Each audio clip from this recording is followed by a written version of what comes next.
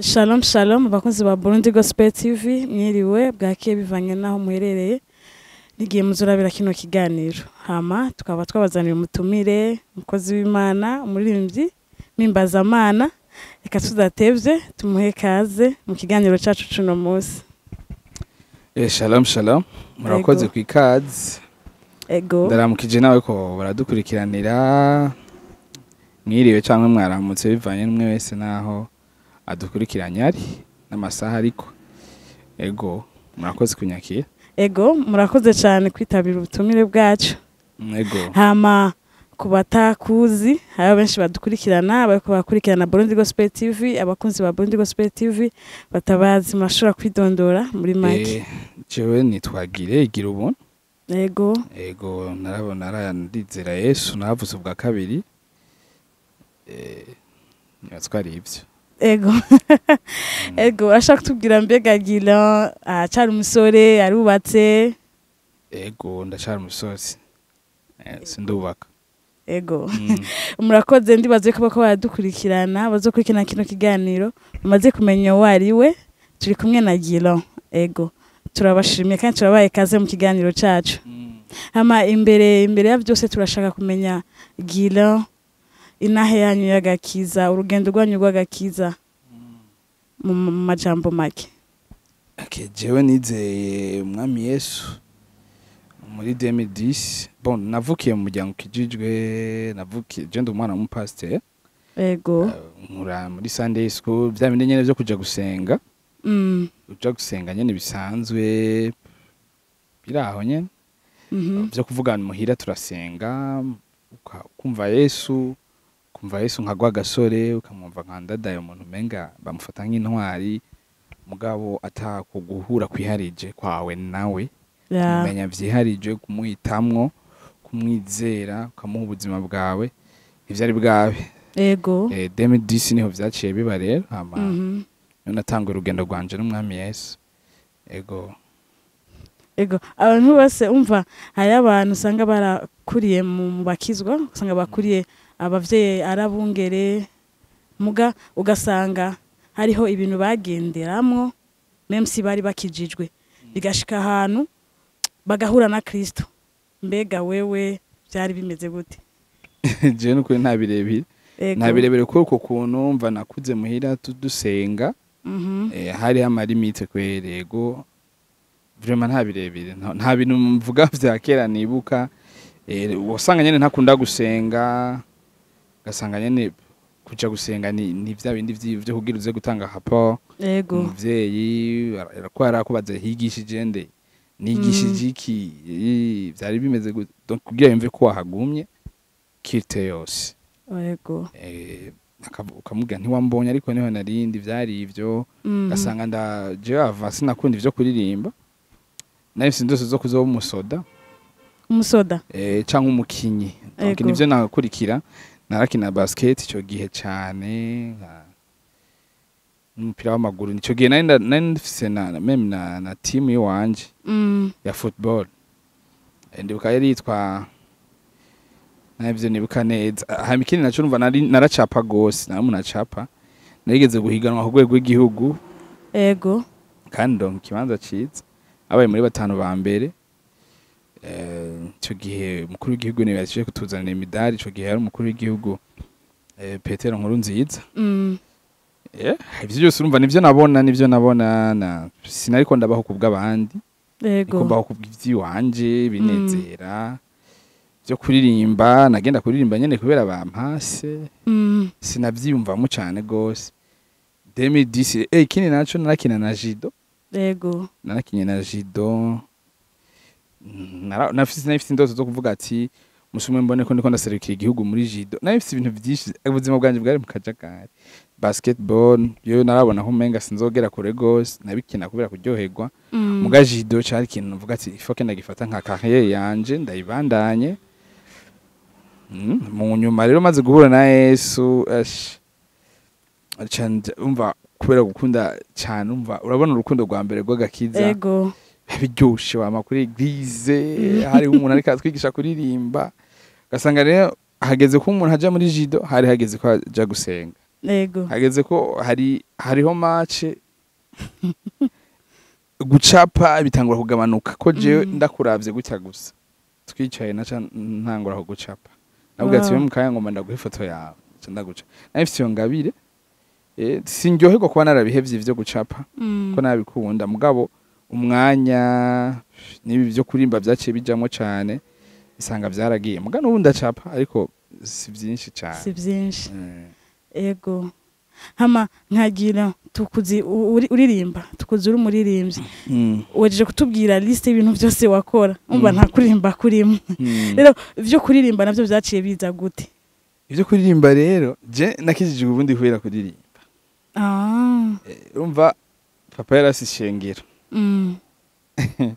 hama yari yuguru urumva ishengero hama hariho umuntu azi kuririmba nyine abizi ibi bigezweho yari yahaje ego haraza umugenzi arambwira ati baratwigisha kuririmba ati ashatse nka bijya bya Pauline ngo twakoreye muri chorale muri anglikane ari ubona nyine ko ibintu kuri nta birebire ego ngo haje umuntu azi kuririmba twigishe ki ndagenda asanga ari karimba neza kwera karimba imidi igezweho karimba zandi mo duhora twumva kuri radio iki ndavuga ati ibintu biraryoshe burya rero je nagiye nyene ndivuga ati reka nige kuririmba kugira nzo ndirimba imiziki yo mwisi ko nahiga ikintu cyose cyo tuma nemegwa muri societe umva ndacapa kandi umva ndumustar abantu twakuranye bari babigize ndakina basket ndakina judo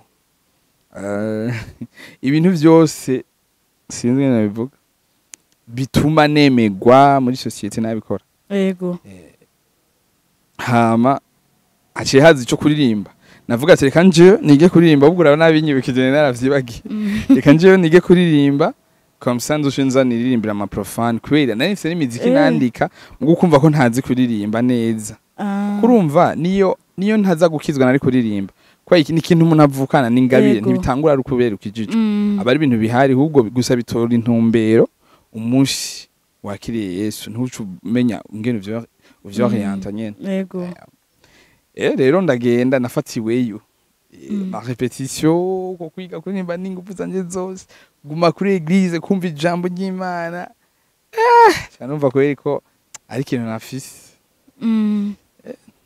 numva ubutumwa bwiza ndizera Yesu yego niho ukuririmba kwace byaciye bitangura wow ego mu bwana ntiwigeze uririmba ibintu byo kuririmba ntabyo yayo umuntu aririmba kivuka deja ego kujurira urumva nakubwiye ko nari muri Sunday school mugabo sinigeze ndabifata hose ni bya bintu uvuga ati ni kuri eglise il faut que turirimba dimanche bya bintu bya vision ya dimanche uvuga ati ewa dimanche nzotera mugabo asanga kenshi twe nka tw'abahungu twihagararira inyuma ewana amadanse nta birebire sinabona ko ari ibintu bizobandanya ego hamagino ubu tumubona muri Ipendo Sound bega mu barimwe mu irongoye tutangurire ngaho ego Ipendo nje ndayirongoye hama Ipendo Sound yatanguye gute cyumviro cavuye hehe Ipendo Sound tubwire muri maki aho yavuye ego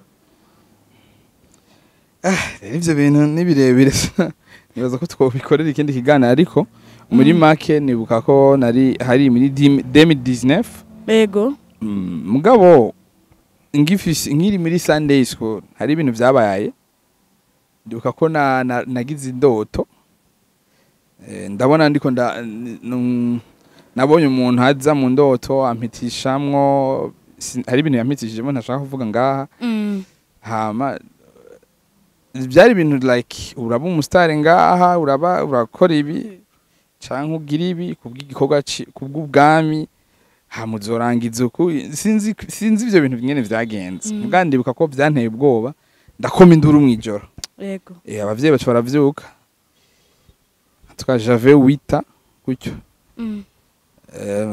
baravyuka turavyandika yuko nzokorera Imana mu kuririmba Imana izonkoresha cyane muri ibi bintu turavyandika urumva umuntu afite imyaka 8 cyane ndavyibagira Ego.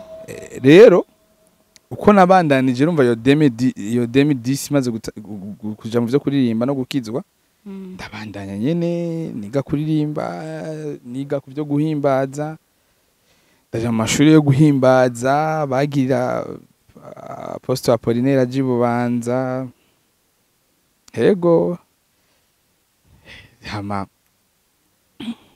umunsi umwe rero nibuka ko menga hari 2019 niho nari mfite umuco wo gusenga mu kwezi kwa 12 mpeze umwaka nkasengera umwaka uza mu gico gihe nari nagiye gusenga mbabaye nari nzi ko ngomba nje muri Etats-Unis ama barafunga imipaka mbabaye kabisa ntatahura ibibaye ndibuka ko nagumye nsenga mbaza Imana ndashaka kumenya ukunge ndi umwizigirwa kuri wewe ngene ndagukurikira ngene ndagukunda kubera iki harageze ko nja Etats-Unis ndonse opportunité yo kujayo gute bice bifa kanyuma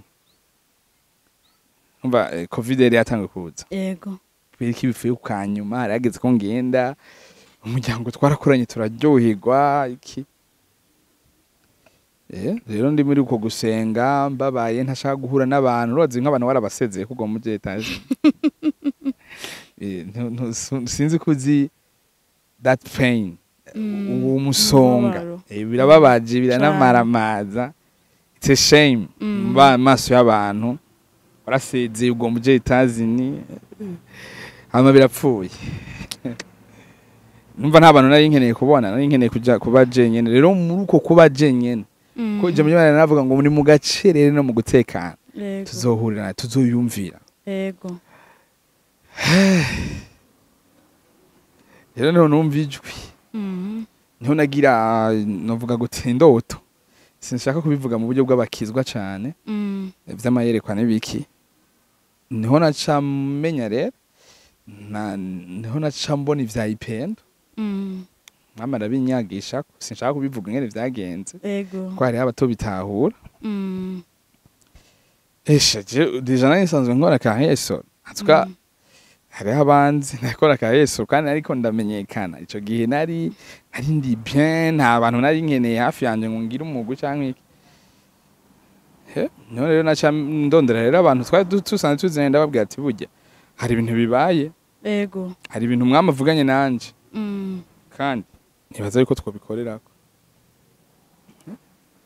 2020 rero turicara turabivugana barabinyemerera ndababwira ivyo mbona mission yacu ivyo umwami yashize ku mutima vyose baca baremera kunkurikira rero ego niho aho Ipendo Sound yacivuka ari le 13 mai 2020 ubu rero imaze 4 ans ego imaze 4 ego wow.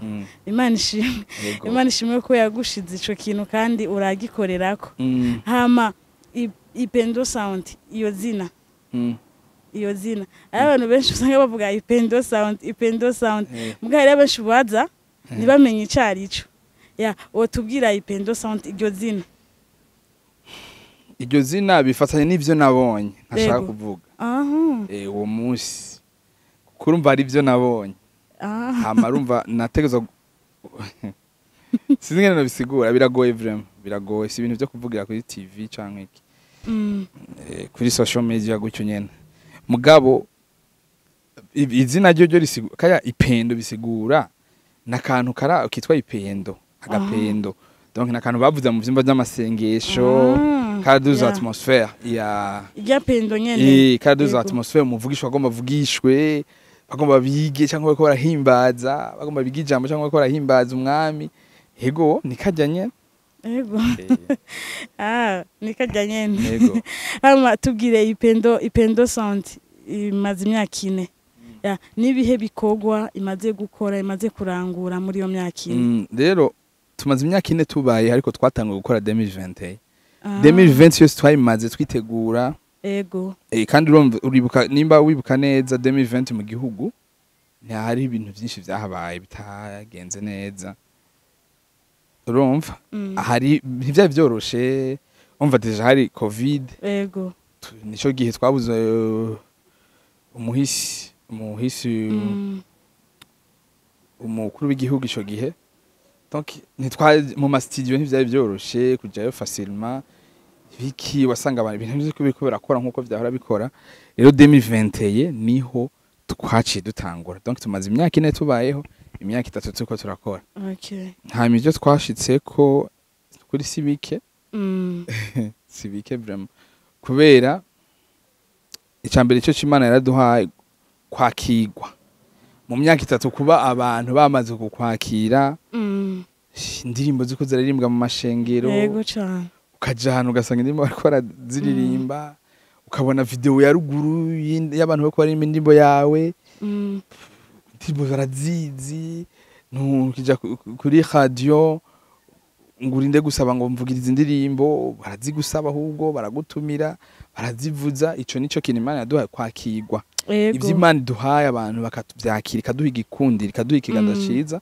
ku barundi kuko abarundi n'abantu bari exija cyane bari exija cyane gose basaba byinshi umva hari ibintu byinshi utegeza kubabwira kubemeza bakaraba excellence bakaraba ngene uririmba bakaraba ngene wambara baraba ibintu byinshi nibapfa kwemera rero Imana igufitondeye aho kantu ni ikintu kinini yego cyane ni ikintu kinini turamaze gusohora umva indirimbo zitari nke turamaze gusohora indirimbo zama zirebanga turafise EP album twarayihejeje tuzonayibaha vuba yego turamaze donc ibintu byinshi ni byinshi twari dushaka gushikako twarabishitseko bitari bike turamaze kuronka intahe ya impact tuko turagira mu buzima bw'abantu abaje kuri Yesu kubera twebwe akadubwa ati je naje gusenga kubera indirimbo zanyu ico kintu rero kiranjohera ejo cyambere bati mana we yego vraiment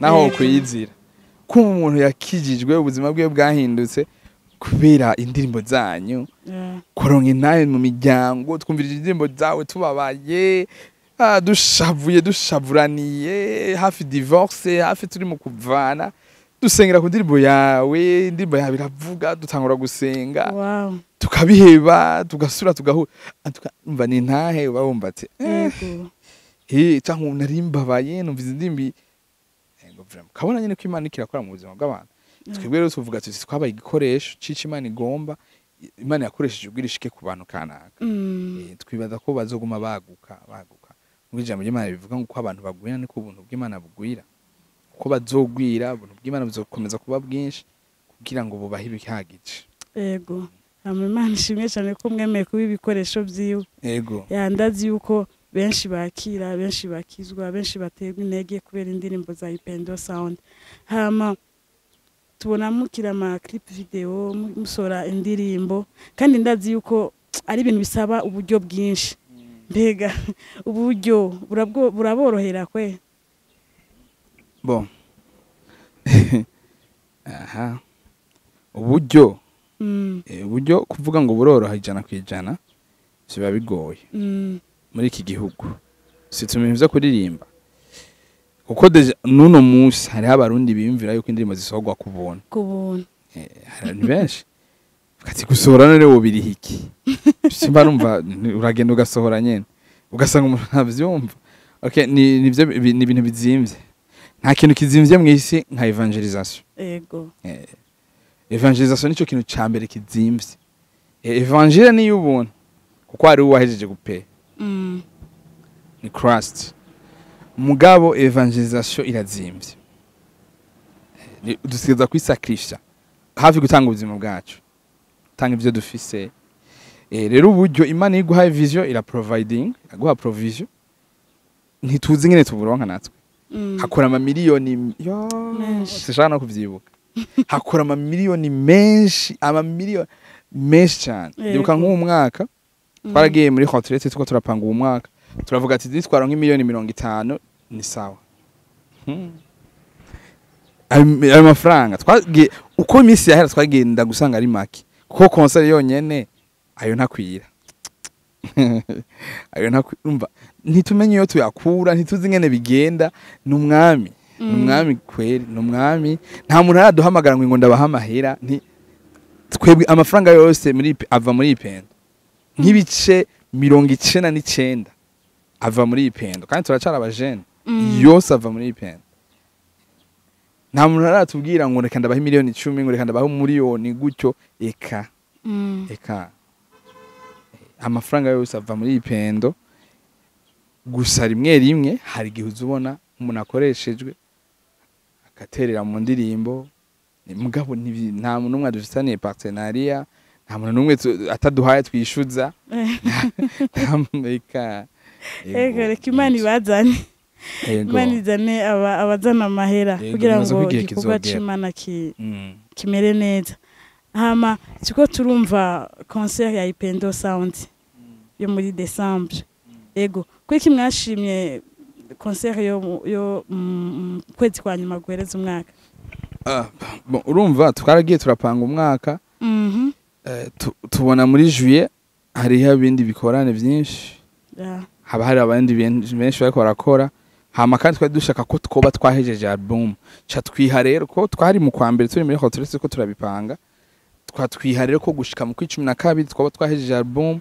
tukaya dukora concert niyo mpamvu hama tugire ko tuvuga ico gikorane citwa gute concert yitwa gute izina tubwire naho kizobera ni tariki kugira ngo abariko baradukurikirana cyangwa bazokurikirana kino kiganiro abakunzi ba Burundi Gospel TV kibashikire aho bari hose igiteramo citwa Ipendo Event Kwiriba yego Kwiriba nivyo niko citwa kizobera muri Life Center Nyakabiga twashimye hajya kubera ari hagati gisagara abantu bose biro baruhera kuhaja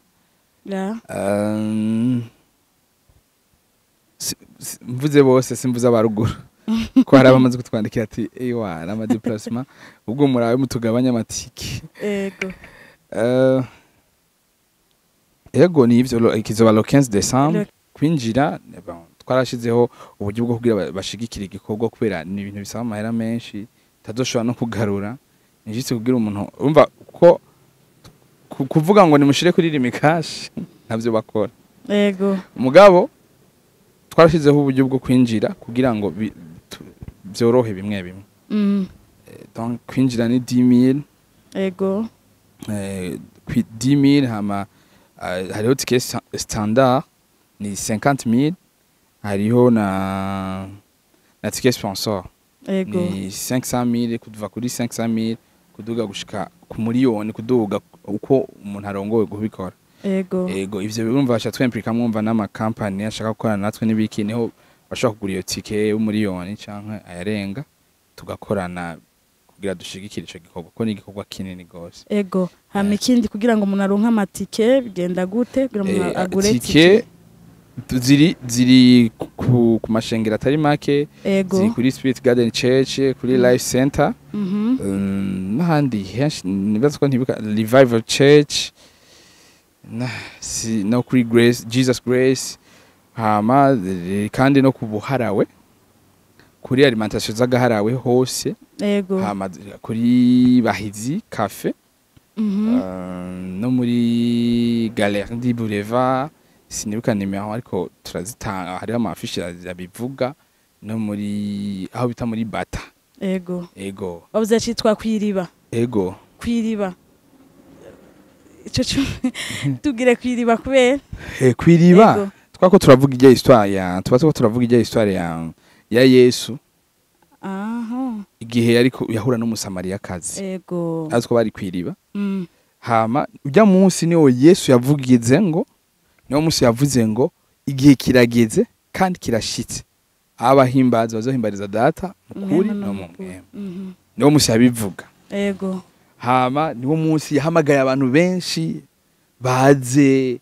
ujya mu sinzi yari umumaraya wo muri kijya gisagara yaceje guhamagara abandi ngo nabonye umuntu ambwira ivyaha vyanje ivyo nakoze baze twize rero ko Imana mwemera azotumira abantu bakaza tugakoranira hajya ewa cakindi cyuko hageze yuko duhimbariza hamwe duhimbaza igihe kigeze ko duhimbariza data mukuri no mu mpemo nyene bibere hajya muri Life Center mu tariki 15 z'ukwa 12 ego urumva niho twakuye iyo mpamvu yo kwihitwa kwiriba.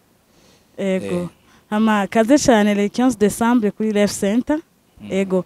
Zoba turi benshi tuje gushigikira canke tuje guhimbaza Imana.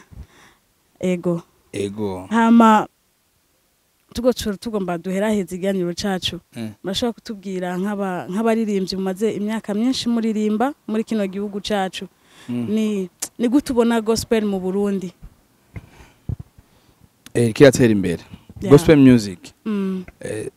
Ministry ya gospel music, iyo muziki wa gospel nga mu Burundi uri kuratera imbere. Kuko hariho bamwe bafata umuziki wa gospel nka ministry.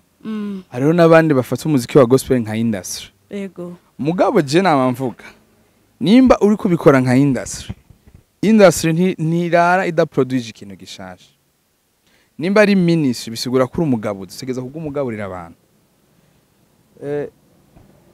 Ico naco kiho kiraba kukubera abantu bako basohora indimbo ku bwinshi. Ubu abantu barashira amafaranga menshi abaririmbyi apana abanyamitahe. Abaririmbyi bako baraheba amafaranga, baraheba amatelefone bakayagurisha, baraheba ivyo hari umuririmbyi jewe nzi nko kuri Rwanda vuga yagomba kuri mariage. Araraba ya mahera acavuga ati ya je nta mariage nkora. Atekane ko live recording. Ribatse.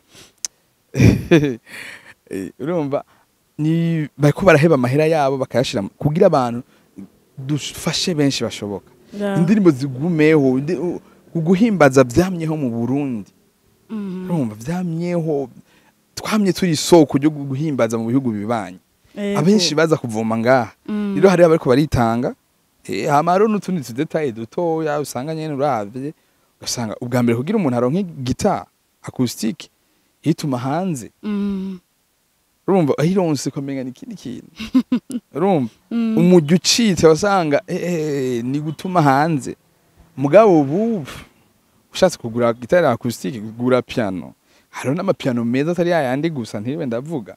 Urumva do qualité. Urumva amwe twarinda gatuma aho gamara ameze birashaka kuja muri ville ukacana ukayigura. Ushaka kwimvira ubunyene tekanye nda kugura guitar acoustic ukayitana. Hariho amamezo y'amarepetition biriko biraza. Biriko biratera imbere. Biriko biratera imbere. Ubwa mbere umuntu agenda hajya ku giti cy'urukundo gahagarara hagarara ugaca mu kamera akaba rejeje mugubu urashobora kubona abaririmbyi ba gospel baja mu bindi bihugu gukora just akore video y'indirimbo. Yego afata indega agafata biko biragutera imbere amakora bo mpuza makungu. Urumva antuka ntibiragera heza. Mugabo biko biraza ya bizoshika heza. Yego ni vuba. Ego mugwereza ikiganiro cacu katubwiye akajambo kanyuma ushobora gushikiriza abakunzi ba Burundi Gospel TV.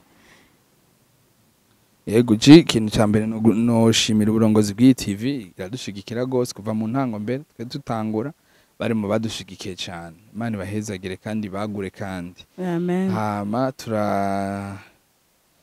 shimire n'abakora dukikana nongera ndabatumira le 15 décembre. Ego jinda bijije kubizuba ari bihe bidasanzwe. Iyo batari ivyo mba ndabibabwiye. Sometimes. Ego. Iyo batari ivyo mba ndabibabwiye le 15 décembre azubara utahabaye uzobuhomba. Cyane. Ni azubara umunsi naho uzosaza tazigira wibagira. Amen. Baza n'abantu bahure n'Imana. Ego. N'Imana abantu duhimbaze tugire iki. Ego. Karibu le 15 décembre. Ego. Eka tubashimire gino kuno mwanya mwaduhaye kuganira namwe. Hama tukaba dushimiye n'abakunzi bose ba Burundi Gospel TV aho muri hose.